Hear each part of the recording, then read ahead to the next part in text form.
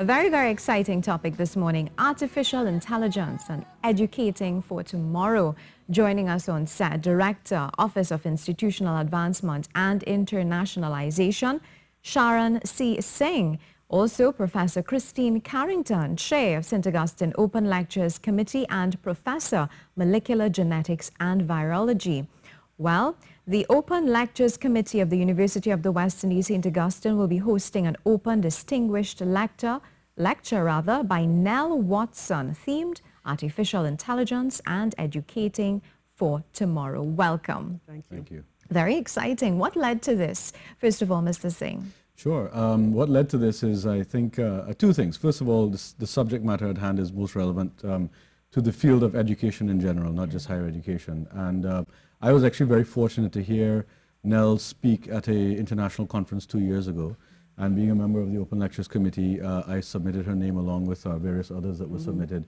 And she rose to the top immediately because not only of her command of this discipline, but the impact that her talks have been having. She's a very dynamic and engaging speaker. And I really think that those that come to this open lecture next week will enjoy hearing what she has to say. Yeah. When I think about artificial intelligence, I think about marketing and what we've now evolved to the point of shopping online and artificial intelligence being able to predict and provide suggestions for me to be able to choose certain products that are in line with what I may have purchased in the past, or even predictive intelligence, which goes a little bit beyond. How are we going to be talking about artificial intelligence, in what capacity? Well, I think it goes beyond that sort of algorithm that sort of mines what it looks at what you've done before and your behaviors and predicts what you would like. It goes beyond that. When we talk about artificial intelligence or machine intelligence, we're talking about machines that are able to perceive their environment and then react in a way that is going to optimize their ability to achieve their goal. So it's far beyond that. Yeah. And so the impact is much greater. Mm-hmm. I can add to that. In the field of education in particular, the implications for artificial intelligence are most profound. The ability to a computer sits on data. And the traditional computer will interact with that data set, and the larger the data set, the more intricate that computer can interact with it. Artificial intelligence goes beyond that, and it allows the machine to have its own decision-making power, to be able to create synergy between disparate pieces of information, huge amounts of information that we as human beings could never process using our biology. And so it allows not just additional computing power, but the ability to deal with complexity that we cannot deal with.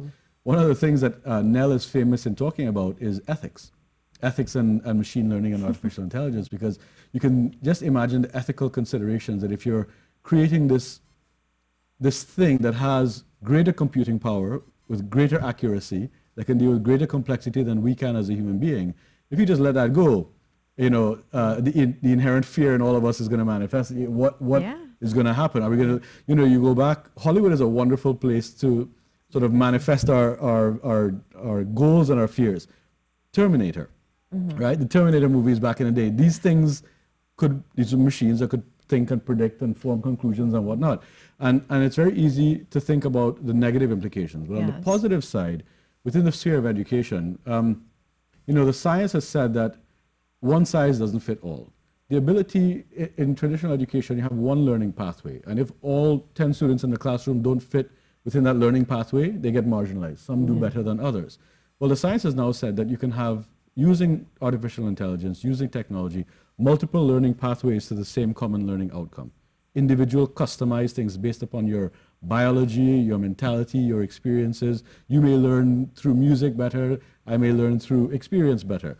And this artificial intelligence allows that level of customized engagement for real deep learning versus just sort of memorizing and regurgitating. That sounds amazing. Now, I want to talk a little bit about some of the challenges that may arise with the advancement of artificial intelligence. What can we not look forward to? What can we not look forward to? what she's going to talk about. That, and that's exactly why we want to encourage everybody to come out, because Nell is, sort of globally recognized in the field of artificial intelligence and robotics, and she's on faculty at Singularity University, which is a really well-renowned global university in the Silicon Valley, and she teaches in this area. And so I think what she's going to do is give us some insight into the implications for education globally, hopefully with relevance to us in the Caribbean, but also look at the forward frontier. Where is the emerging technology? Where are the huge investments being made by the Googles and Facebooks and LinkedIn's in the future of content creation, delivery, and training? But how ready are we here in the Caribbean for this sort of information? Are we just going to sit with it, or are we going to actually put it into some sort of process and make it happen? I would go so far as to say that I think we are a prime location for intervention in our education system for a couple of reasons. In Trinidad and Tobago in particular, there's high levels of literacy. There's significant access to higher education. What these types of technologies can do is can enhance the existing system considerably. And our size is small. We're 1.3 million people. The Caribbean is about 8 or 9 million people. To make an intervention in this kind of environment is much easier versus going and trying to do it in Europe or North America or Asia or Africa. The challenge also is technology is expensive, but given how powerful computing and cheap it is today, we could make it, our schools have computers in them. Our people have 2 and 3 devices each, cell phones and tablets and laptops. So the ability the technological platform, the mindset is all there. It's now a question of really sort of taking policy decisions to adopt this emerging technology. But I mean, we have to temper it. The technology is still emerging. Yes. This is not something that's commercially viable as yet. And really, the purpose of bringing Nell is to we want to have the right people in that room. We want educators, decision makers, business people that see opportunity to exploit this kind of technology for gain. To hear this, and this should hopefully be a spark towards a discussion at the national and regional level about how we can do some transformation within education. Great. Professor Carrington, I know you have a lot to add there. Yeah, no, so just on that note, speaking about, a spark to engage people in dialogue, in Trinidad and beyond, I just wanted to sort of bring to the fore the purpose of our Open Lectures Committee. So basically, this type of lecture that starts people thinking is what we want to bring to the country. The Open Lectures Committee, our aim is to increase the university's impact on national and regional policy matters. We present lectures by people who are opinion leaders and excel in their particular area. Lectures that address the needs of the community. And also, through this, the Open Lectures Committee, we also showcase our own people. So we have 2 types of lectures. We have the distinguished lectures, which Nell Watson is going to be, she's one of our distinguished lecturers. We've had Nobel laureates and prime ministers and other people in the past. And we also have professorial inaugural lectures, where our newly minted professors are able to present the work that they've been doing over the past years. And so we have about 2 or 3 of each type each year. And so Professor, Miss Nell Watson, just to give some more detail about the lecture itself, as we said, it's about artificial intelligence and educating for tomorrow. And it's going to take place at the Teaching and Learning Complex, Lecture Theatre D, on April the 6th. So that's at UWI Teaching and Learning Complex on April the 6th. And in addition to her lecture, a couple of weeks after, we have a professorial inaugural lecture by Professor Elizabeth Walcott Hackshaw.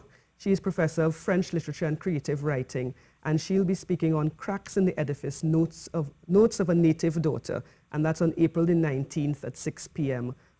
In the School of Education auditorium. So we have a lot going on, and we're really looking forward to having Nell Watson with us. It's going to be quite something. And as Mr. Singh said, we really want people in education, in entrepreneurs, business people, etc., to come, and students to come and hear what she has to say. It's going to be really exciting. Yeah. And any contact information for those looking on who may want to be part of this? Okay, if you want more information, you can go to the UWI website. We have a Facebook page as well, or you can call 662-2002. That's the main number for the campus, and ask for the marketing department. Okay. And they can give you additional information. Great. It'll also be advertised in the press and stuff. In the coming days, yeah. Yeah, And Mr. Singh, has the response been favorable so far? Well, we're just beginning to promote the Yeah. lecture, but we're very confident that this one will get a strong showing. You know, the last two open distinguished lectures were quite substantial. Yes. Professor Well, we had a professorial inaugural lecture by Professor Dilip Dan, and that was extremely well attended. He spoke about surgery for gastric bypass surgery. Yes, he was here. Right, he was Yeah. here. And then prior to that, we had Nobel laureate, Professor Francois Barré-Sinoussi, speaking Yes. about her journey with They were here as HIV. well. She was one of the co-discoverers of HIV. And then earlier last year, we had our very own Maxine Williams from Yes, Facebook. from Facebook, yeah. Okay, great. Well, Yeah. thank you so much. We've, been happy to have you all the time. Every time, we've been talking about it, and it's great work. And we thank you for taking the time to be here to inform us all about what's happening. Artificial intelligence, you do not want to miss it. Thank you so much. We take